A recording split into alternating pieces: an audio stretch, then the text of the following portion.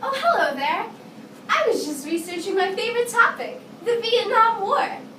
Why don't you jump on the learning train with us, and we can teach you some nice facts. Come on, it'll be fun. Choo, choo, choo.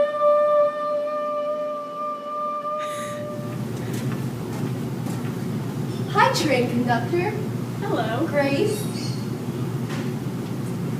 First stop, seeking Concord and Hullabaloo by Nicole. Many U.S. citizens were opposed to the Vietnam War. They decided to protest against further assisting the South Vietnam. These people were mainly young men and women, ages 17 to 28.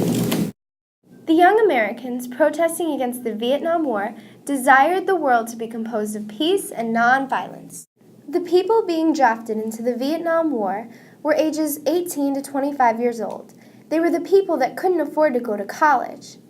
The protesters desperately wanted to stop the endless slaughter of their fellow youth. The anti-Vietnam protesters saw politicians and government leaders as evil, hate-filled puppet masters that forced American teenagers to fight in a battle that wasn't ours to engage in. Eventually, 30,000 men a month were being drafted into the Vietnam War. The protesters were inspired with an unyielding fire to end the pointless hatred and violence that the Vietnam War was the source of. They marched with picket signs and took place in peace crusades such as rallies, parades, and sit-ins. Many celebrities and songwriters brought to light their views, creating more uproar against further assisting the Vietnam War. The songs written about the war helped unite young crowds of peace-seeking protesters. The songs were a way of explaining the anguish everyone was feeling as friends and relatives were sent to their imminent deaths. Kent State was just like any other college, full of cheerful kids getting ready to spread their wings and take off into life. But on the fateful day of May 4th, 4 unsuspecting students had their lives savagely ripped from their grasp before they had a chance to live them. On May 4th, a rally was scheduled for noon where the National Guard attempted to disperse 2,000 collegiate protesters. All of a sudden, shots rang out and chants transformed into terrified screams. Ironically, it had turned out that only 2 of the 4 people shot were protesters. The others were just unarmed students oblivious to the death they were about to face. Mighty fine presentation. Thanks, train conductor. You know what? I have a friend named Allison who just loves learning about Vietnam. Let's snatch her up and see if she can teach us a few new facts.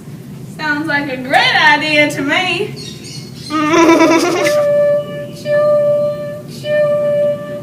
Howdy, stranger. Hey there, Nicole. Is that the learning train I see? It sure is.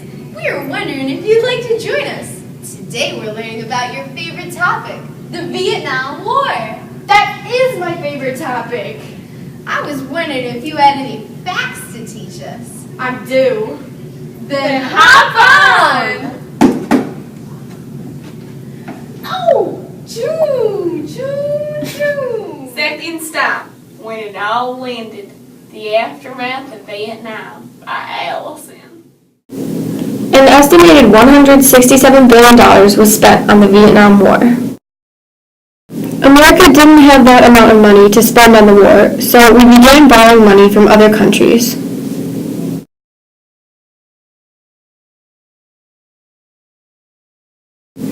Prices started rising in the United States during the war, and again after, since we had no money to pay the loans back.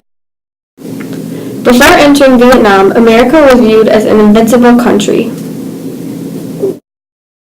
There wasn't a battle lost by us, but Vietnam's strategy was to keep fighting until we grew tired of it and returned home.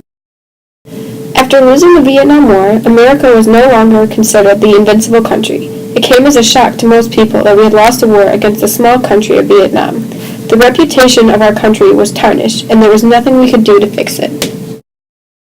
When veterans returned home, they were viewed as war criminals. Everyone hated the Vietnam War, therefore they hated anyone who fought in it. Sometimes they were even spat on when they returned home in airports.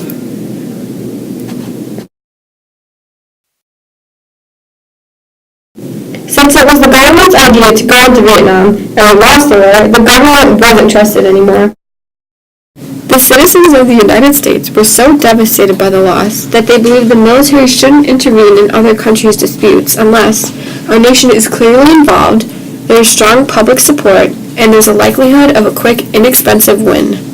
A mighty fine presentation. What a fun and educational train ride. It sure was. Well, thank y'all for riding the learning train. See y'all next time.